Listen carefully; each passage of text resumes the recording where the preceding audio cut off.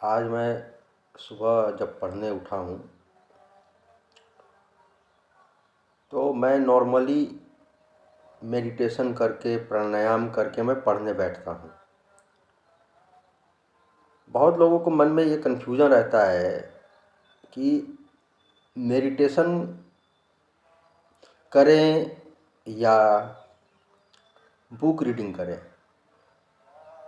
मैंने दोनों करके देखा है और दोनों कर रहा हूँ। कई बार मेडिटेशन कुछ लोगों के लिए बहुत टफ हो जाता है और उसमें भी मेडिटेशन के अराउंड इतना कन्फ्यूजन है कि मंत्र मेडिटेशन करें, सांसों को फोकस करें, ओम मेडिटेशन करें, विपासना करें, मतलब बहुत सारे फॉर्म है, पॉजिटिव अफर्मेशन करें।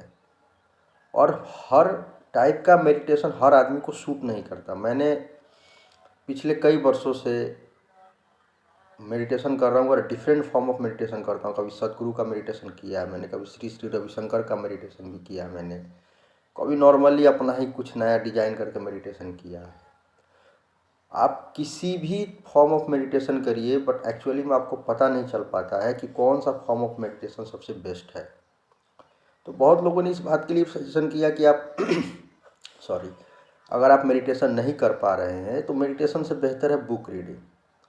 तो मैंने बुक रीडिंग भी ट्राई किया। अब बुक रीडिंग में ये होता है कि आपको फिक्शनल बुक पढ़ना है कि नॉन फिक्शनल बुक पढ़ना है। अगर आपको फिक्शनल बुक पढ़ना है और उसमें भी कुछ स्टोरी टाइप का बुक है, तब तो आपको डोपामाइन किक देगा, फिर आपको पढ़ने में बहुत अच्छा लगेगा, फ्लो बन जाएगा। मगर अगर वो नॉन फिक्शनल बुक है और उसमें कोई रस नहीं आ रहा है तो वो भी बुक भी पढ़ना बहुत टफ है। बट ऐसे लोग जो मेडिटेशन करने में उनको बहुत ज़्यादा दिक्कत हो रही है, एक जगह पे बैठने में, लंबे आवर तक बैठने में, वैसे लोगों के लिए मेरा सजेशन ये है कि पहले वो नॉन फिक्शनल बुक्स को पहले वो फिक्शनल बुक्स को पढ़ना शुरू करें। और एक बार जब उनकी बैठने की कैपेसिटी डेवलप हो जाए तो वो धीरे धीरे नॉन फिक्शनल बुक की ओर मूव कर सकते हैं। अब रहा बात कि मेडिटेशन करें या फिर बुक्स पढ़ें, तो मैं कभी एक सजेशन नहीं दूंगा आपको। मैं इस स्टेज पे आपको यही बोलूँगा कि अगर आपको मेडिटेशन करने में दिक्कत हो रही है तो जब आप मेडिटेशन ना कर पाए तब आप बुक पढ़ लें, और जब आपको बुक पढ़ने का भी मन नहीं कर रहा है तब आप मेडिटेशन कर लें। और आप अगर एक साथ में सोच रहे हैं कि लंबे लंबे घंटे, एक एक घंटे, आधा घंटा मेडिटेशन करने का, तो वो बहुत टफ है। और एक बार में अगर ये आप सोच रहे हैं कि एक पूरा बुक पढ़ लूँ, वो भी बहुत टफ है। मेरा हिसाब मानना ये है कि बहुत लोग ऐसे होते हैं, या 100% लोग ऐसे ही होते हैं। कोई भी माँ के पेट से लेकर नहीं जन्मा हुआ, तो मेरे को ऐसा लगता है आपको हैबिट डेवलप करना पड़ता है। मेरा है कि मैंने पहले शुरू में 5 मिनट मेडिटेशन किया, उसको बढ़ाते बढ़ाते बढ़ाते बढ़ाते अभी मैं 15 मिनट, 20 मिनट, आधा घंटा तक मेडिटेशन कर सकता हूँ।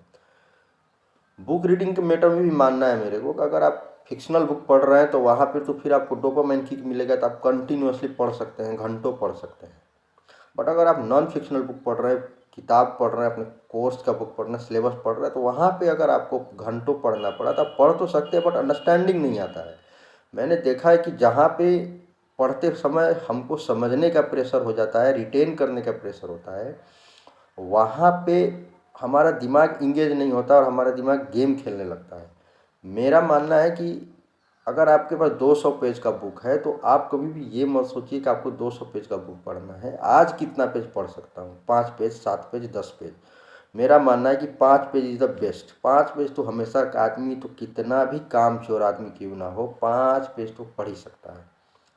तो पहले आप 5 पेज पढ़िए, कंटिन्यूअसली एक हफ्ते तक 5 पेज पढ़िए, फिर दिमाग को ट्रिक करके 6 पेज करिए, फिर कुछ दिनों तक 6 पेज पढ़िए, फिर 7 पेज। और अगर आप नॉर्मली भी 10 पेज पढ़ने लगे एक दिन में, तो आप मानेंगे 200 पेज का बुक आपका 7-8 दिन में ख़त्म हो जाएगा। आप बोलेंगे 7-8 दिन में कैसे ख़त्म हो जाएगा? कम से कम आपको 20 दिन लगना चाहिए, 10 दिन लगना चाहिए, या 20 दिन लगना चाहिए। मेरा मानना है कि अगर आप एक हफ्ते तक भी अगर इस कंटिन्यूटी को मेंटेन कर लिए, 5 पेज, 7 पेज, 10 पेज का, तो फिर उसके बाद आपके दिमाग एफिशिएंसी देने लगता है। फिर आप 5 पेज ही नहीं पढ़ते, 10 पेज, 12 पेज भी पढ़ाई कर सकते हैं। मेरा ये मानना है कि आप अगर मेडिटेशन करना है, आप मेडिटेशन करिए। आपको अगर बुक पढ़ना है, बुक पढ़िए, बट अपने दिमाग को खुला मत छोड़िए, क्योंकि ये दिमाग बहुत खुरापाती है। ऐसे भी आज के समय पे हमारा अटेंशन स्पान इतना घट गया है कि हम किसी भी चीज़ पे लंबे समय तक फोकस नहीं कर पाते हैं। हमको लंबे समय तक फोकस करने के लिए अपने आप को एक जगह पे बैठाना पड़ेगा। और एक और बात है मेरे दोस्त, अब जब तक आप किसी चीज़ पे लंबे समय तक आप फोकस नहीं करेंगे, आप अपने लाइफ में कुछ सब्सटेंशियल अचीव नहीं कर पाएंगे। उसमें तो पढ़ाई सबसे बोरिंग काम है। पढ़ाई में तो ऐसा सिस्टम है कि आपको बहुत लंबे समय तक पढ़ना पड़ता है, बट आपको बहुत लंबे समय तक रिवॉर्ड नहीं मिलता है। तो मेरा मानना है कि आपको पहले तो बैठना सीखना चाहिए लंबे समय तक। लंबे समय तक बैठ पाएंगे तभी तो कुछ कर पाएंगे। अब मैंने ये सब आपको इसलिए बताया क्योंकि मैं जब सुबह उठता हूँ पढ़ने के लिए तो मैं एक एक सीटिंग में 4 घंटे 3 घंटे का पढ़ाई करता हूँ। तो मेरे लिए भी ये बहुत टफ होता है कि उतना उतना लंबा देर बैठना, बट स्टार्टिंग से ही मैं इतना देर नहीं बैठ पाता हूँ। दिमाग को बहुत ट्रिक किया है तभी मैं इस पोजीशन में बैठा हूँ। मैं दिमाग को किसी भी हालात में खुला नहीं छोड़ता हूँ।